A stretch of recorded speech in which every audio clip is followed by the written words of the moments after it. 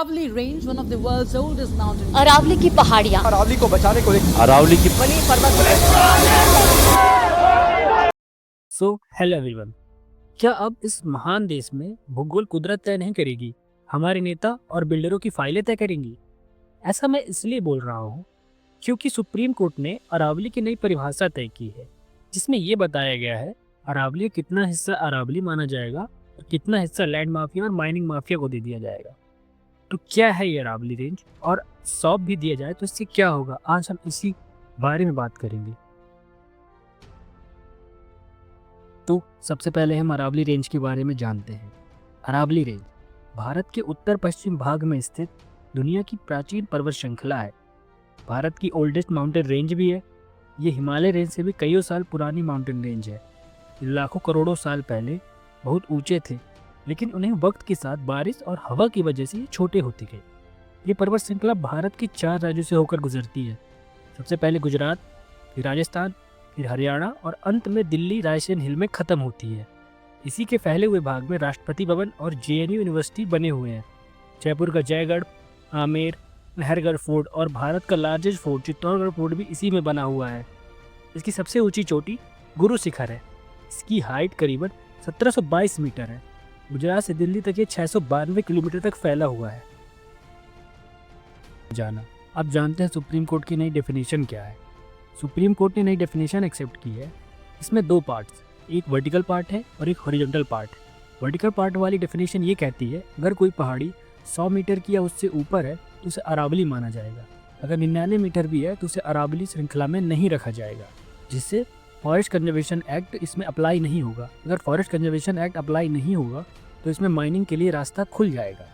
इसी के जैसे हॉरिजॉन्टल पार्ट में 2 या ज़्यादा अरावली 500 मीटर के अंदर हैं तभी उन्हें अरावली रेंज माना जाएगा, और उससे ज़्यादा दूर हो तो उसे अलग अलग माना जाएगा। सुप्रीम कोर्ट की इस नई परिभाषा से दिक्कत ये है कि अरावली की 8.7% पहाड़ियाँ ही 100 मीटर से ऊंची है, बाकी 100 मीटर से छोटी है। अगर नंबर में देखा जाए तो 12,081 पहाड़ियों में 11,033 पहाड़ियाँ ही ऐसी हैं जो 100 मीटर रूल से कम है। सिर्फ 1,048 ही हैं जो 100 मीटर या उससे अधिक ऊंचाइयों की हैं। इससे 91.3% अरावली का भाग खतरे में है। खतरा लैंड माफिया का, खतरा माइनिंग माफिया का। आप अगर देखिए अरावली से तो 91.7% हटा दिया जाए तो कैसे दिखेगी? अरावली के हटने के बाद डिजर्टिफिकेशन होगा। कैसे होगा आइए हम देखते हैं। थार डेजर्ट, जिसे द ग्रेट इंडियन डेजर्ट भी कहते हैं, ये राजस्थान के वेस्टर्न साइड जैसलमेर, बाड़मेर, बीकानेर से लेकर पाकिस्तान तक फैला है।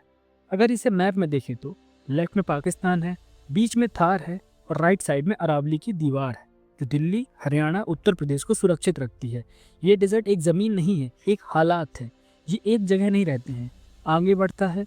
इससे चलने वाली हवा अपने साथ साथ डस्ट पार्टिकल लेकर चलती है जो उपजाऊ ज़मीन को कब्जा कर देते हैं, और ज़मीन पर ये आएंगे तो उसे भी ये डेजर्ट में बदल देंगे, और ये आसपास की ज़मीन में फैलकर हरी भरी ज़मीन को सूखा कर देते हैं। इसे पूरे ही प्रोसेस को डिजर्टिफिकेशन कहते हैं।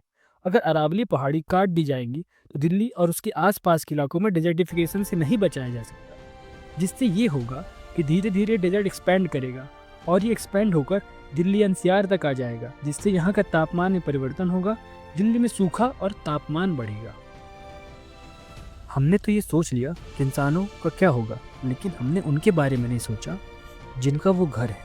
अगर अरावली का 90% ज़्यादा पहाड़ियाँ कट गई तो वाइल्ड लाइफ का क्या होगा?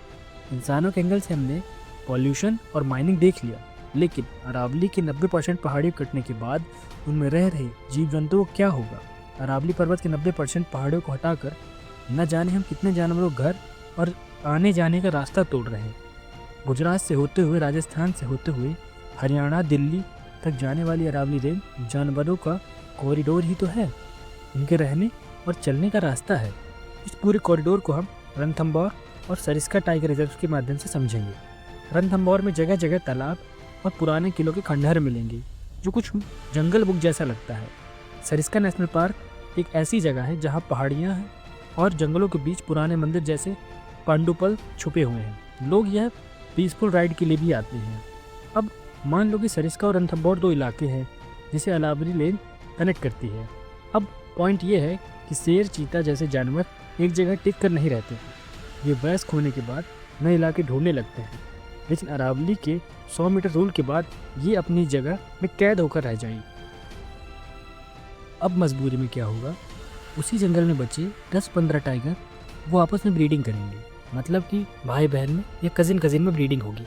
साइंस में से इन ब्रीडिंग कहते हैं। जब क्लोज कज़िन आपस में ब्रीडिंग करते हैं तो डीएनए वीक होने लगता है।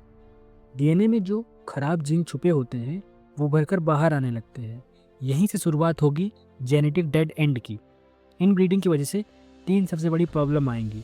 सबसे पहले वीक इम्यूनिटी, मतलब आने वाले बच्चों में वीक इम्यूनिटी होगी। जैसे कुत्ते में कैनिन डिस्टेम्पर वायरस फैलता है, वो नॉर्मल टाइगर से सर्वाइव कर जाएगा, लेकिन इन ब्रीडिंग वाले टाइगर मर जाएंगे।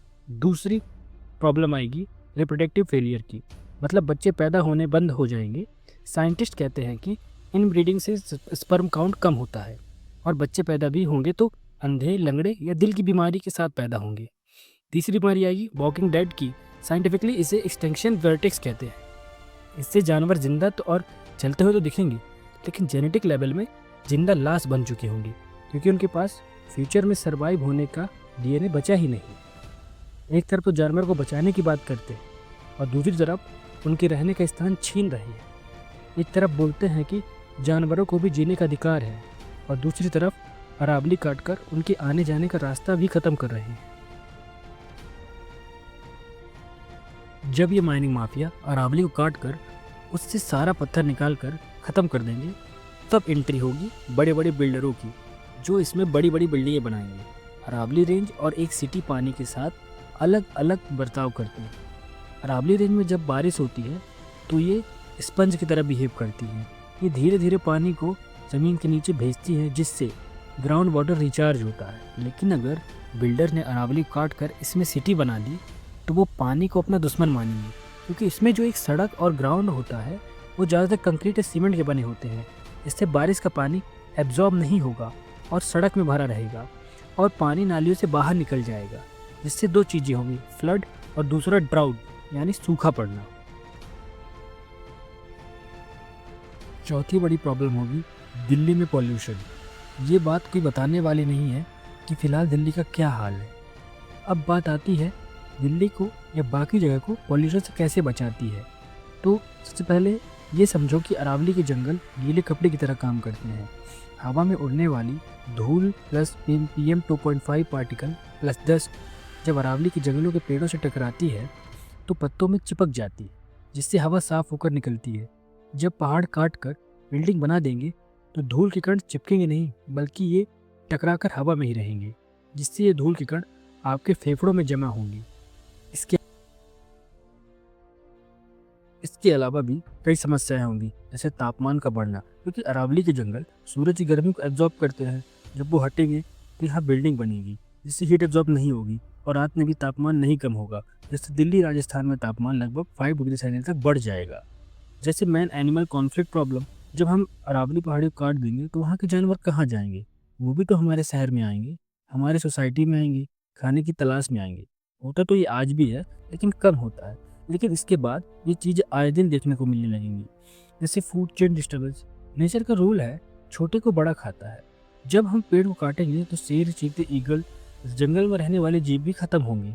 जो शिकारी जानवर हैं वो भी खत्म होंगे, जैसे चूहे, कीड़े एक्सेट्रा, उनकी तादाद बढ़ेगी, जिससे फूड चेन डिस्टर्बेंस होगा, जिससे खेती और शहरों में गंदगी बहुत ज़्यादा बढ़ जाएगी, जिसे संभाल पाना मुश्किल हो। जैसे बायोडाइवर्सिटी लॉस प्रॉब्लम आएगी, क्योंकि अरावली सिर्फ पहाड़ी नहीं है, एक बायोलॉजिकल लाइब्रेरी है जहाँ 400 plant species, 200 bird species, 100 butterfly species, 20 reptile species और बहुत सारे मैमल रहते हैं। 100 मीटर रूल के बाद ये सब खत्म होने लगेंगे और कई ऐसी प्रजातियाँ नष्ट हो जाएंगी जो दुनिया में देखने को नहीं मिलती हैं। जैसे एग्रीकल्चर फेलियर प्रॉब्लम आई। अरावली आसपास की हवा में नमी बनाए रखती है, जो फसलों के लिए बहुत ज़रूरी है। पहाड़ हटने से माइक्रो क्लाइमेट सूख जाएगा, जिससे खेती बंजर होने लगेगी, अनाज सब्जी की पैदावार गिर जाएगी। सीधे कहें तो इसका सीधा असर आपकी थाली और महंगाई पर पड़ेगा। सवाल ये है कि जब हम आम लोगों को अरावली रेंज के हटाने से क्या होगा, ये साफ साफ दिख रहा है, तो क्या उनको, जिनके पास एक्सपर्ट है, फॉरेस्ट की रिपोर्ट्स हैं, क्या उनको ये चीज़ नहीं दिख रही है कि वो अरावली के खिलाफ फैसला ले रहे हैं? लेकिन सोचने वाली बात यह भी है कि अचानक से अरावली रेंज की डेफिनेशन की आवश्यकता पड़ क्यों रही है। अचानक से बात सुप्रीम कोर्ट में आई कैसे? तो बात ऐसी है कि ये मामला आज का नहीं है, ये मामला 30 से 40 साल पुराना है। 1980 से लेकर 1990 में हरियाणा और राजस्थान में एक तरीके का गोल्ड रश आया था। गोल्ड रश का मतलब होता है कि एक साथ बहुत से लोग एक जगह सोना ढूंढने भागते हैं ताकि जल्द से जल्द अमीर बन सके। तो यह लड़ाई सोने की नहीं बल्कि पत्थर की थी, तो स्टोन रश मान सकते हैं। यहाँ रियल एस्टेट तेजी से बढ़ रहा था, बिल्डिंग्स बनाने के लिए रोटी और बजरी चाहिए थी। तब बिल्डर और पॉलिटिशियन ने देखा अरावली तो खजाना है, और अगर बिल्डर्स और पॉलिटिशियन की नज़र अरावली में पड़े और उसे वो फायदे के लिए मिसयूज ना करे, ऐसा हो सकता है क्या? तो इलीगल माइनिंग शुरू कर दी गई। सिर्फ पेड़ नहीं, पूरे के पूरे पहाड़ ही गायब कर दिए गए। अब अरावली के स्टेट में तो है नहीं, तो पॉलिटिशियन अपने अपने हिसाब से अरावली के डेफिनेशन को तोड़ मरोड़ कर अपने हिसाब से इस्तेमाल कर रहे थे ताकि माइनिंग कर सके। और जब ज़मीनी स्तर पर काफ़ी हद तक माइनिंग माफियाज ने एडमिनिस्ट्रेशन को खरीद लिया, तब सुप्रीम कोर्ट को बीच में आना पड़ा। तब यहीं से लड़ाई शुरू हुई कि अरावली एग्जैक्ट कहाँ किसे जाए, क्योंकि ऐसा तो पॉसिबल नहीं है ना कि राजस्थान वाले अलग डेफिनेशन मानेंगे, गुजरात वाले अलग डेफिनेशन मानेंगे। तो इसकी एग्जैक्ट डेफिनेशन क्या होगी, बात यहाँ पे आके रुक गई। डेफिनेशन की लड़ाई काफ़ी लंबी चली, कुछ कोर्ट केस भी हुए, कुछ पहाड़ भी गायब हुए। अरावली माउंटेन लगातार खबरों में बनी रही। जब 1990 में रियल एस्टेट और कंस्ट्रक्शन बूम के कारण हरियाणा और राजस्थान में पत्थर की डिमांड बढ़ी और इलीगल माइनिंग शुरू हो गई, तो 1992 में गवर्नमेंट ने डिक्लेयर करने से बस कुछ होता है क्या? इलीगल माइनिंग जो थी वो चलती रही, एडमिनिस्ट्रेशन फेल हो गया। तब एमसी मेहता ने सुप्रीम कोर्ट में पिटीशन डाली कि अरावली को बचाया जाए। फिर साल 1996 में सुप्रीम कोर्ट ने स्ट्रिक्ट एक्शन लेते हुए माइनिंग एक्टिविटीज़ पे रिस्ट्रिक्शन लगाए और 2 से 5 किलोमीटर का बफर जोन बनाया। लेकिन फिर भी रात के अंधेरे में पॉलिटिक्स सपोर्ट के साथ माइनिंग चलती रही। फिर एमसी मेहता ने ये कोर्ट में साबित किया कि माइनिंग से बन रहे गड्ढे से ग्राउंड लेवल का पानी जहरीला हो रहा है और पानी सूख रहा है। जिससे 2002 में कोर्ट ने हरियाणा गवर्नमेंट को फटकार लगाई और माइनिंग में तब तक पर टेम्परेरी बैन लगा दिया जब तक इन्वायरमेंट क्लियरेंस ना मिल जाए। कोर्ट ने ग्राउंड रिपोर्ट जानने के लिए कमेटी भी बनाई। राजस्थान में तो 128 में से 21 पहाड़ियों को पूरी तरह काटकर ज़मीनें बदल दिया। इसके बाद कोर्ट ने हरियाणा में कंप्लीट बैन लगा दिया। कोर्ट ने कहा हम डेवलपमेंट के लिए लोगों की ज़िंदगी खतरे में नहीं डाल। फिर माइनिंग बंद हुई तो बिल्डर्स ने वहाँ बिल्डिंग और फार्म हाउस बना डाले। जैसे कांत इनक्लेव्स का फेमस केस जो हुआ था, लड़ाई इस बात तक आ गई कि अरावली की ज़मीन फॉरेस्ट है भी या नहीं। फिर सुप्रीम कोर्ट ने ऑर्डर दिया कि अरावली में बने कांत इनक्लेव्स को तोड़ा जाए। फिर कॉलोनी के 50 से ज़्यादा घर तोड़े गए और ऐसे पॉलिटिशियन बिल्डर्स अरावली को लेकर अपना फ़ायदा देखते रहे और कुछ न कुछ करके अरावली का फ़ायदा उठाया जाए।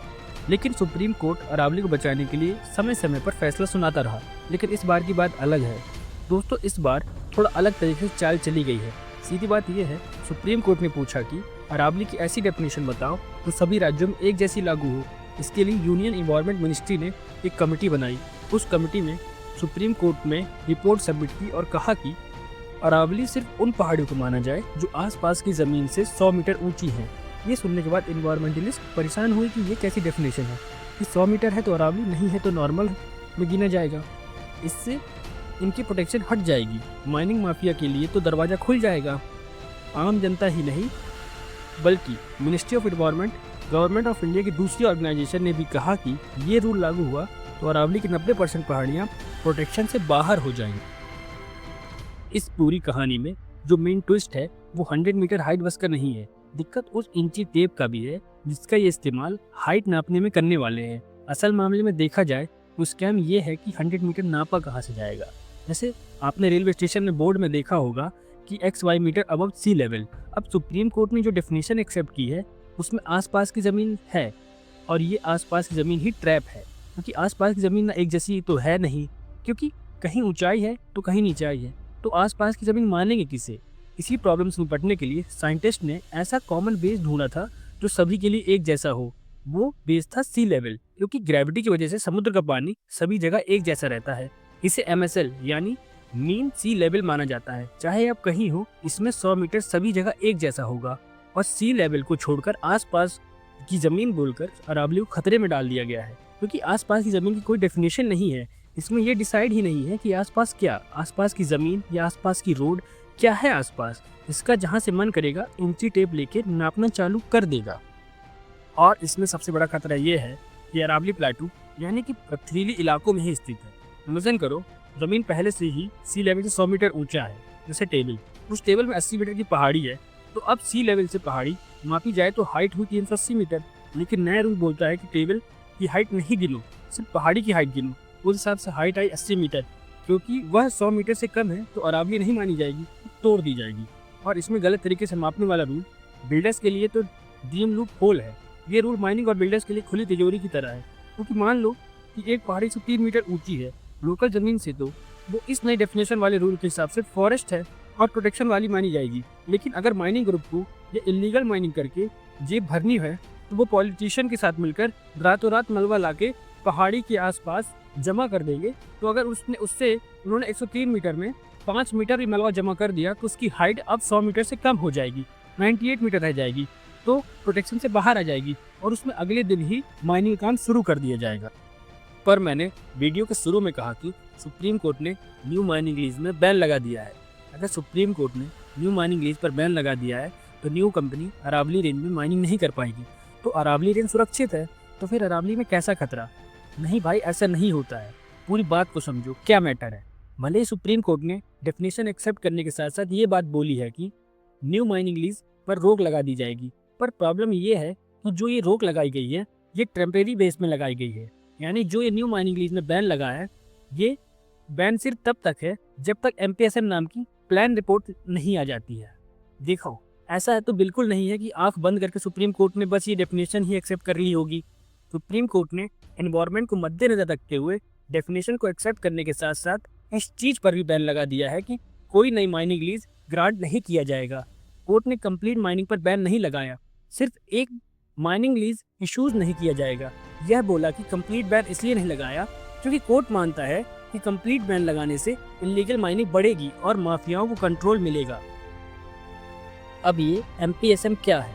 MPSM पूरे सुप्रीम कोर्ट फैसले का मोस्ट इंपॉर्टेंट फैक्टर ही MPSM है। अगर यह समझ में आ गया तो सब समझ में आ गया। MPSM का मतलब है management plan for sustainable mining. Basically एक ऐसी साइंटिफिक रिपोर्ट होती है जो ये तय करती है कि जंगल के किस हिस्से में माइनिंग की हो सकती है और किस हिस्से में माइनिंग बिल्कुल भी नहीं हो सकती है। अरावली माउंटेन रेंज में माइनिंग का प्लान तैयार करने वाला आइडिया झारखंड की सरांडा फॉरेस्ट से इंस्पायर्ड है। झारखंड में ICFRE की यानी कि Indian council of forest research education के वैज्ञानिक ने पूरे जंगल का एक जियो रेफरेंस इकोलॉजिकल असिस्मेंट दिया था।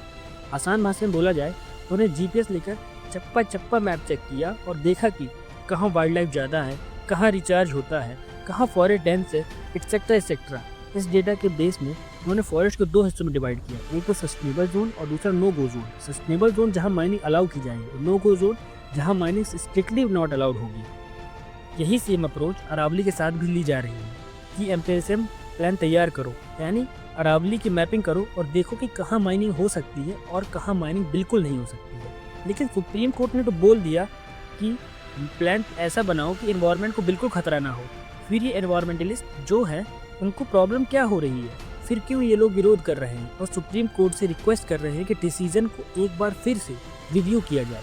देखो, ऐसा इसलिए है क्योंकि उनको डर है कि हिस्ट्री फिर से रिपीट होगी, क्योंकि सरांडा फॉरेस्ट में भी कुछ ऐसा ही हुआ था। सरांडा फॉरेस्ट में जो पहले प्लान बना था उसमें 80% एरिया जो था वो नॉन माइन जोन में रखा गया था, लेकिन बाद में सरकार ने प्रेशर डालकर रीअसेसमेंट का बहाना बनाकर वो जोन खुलवा लिया, क्योंकि वहाँ नीचे आयरन ओर छुपा हुआ था।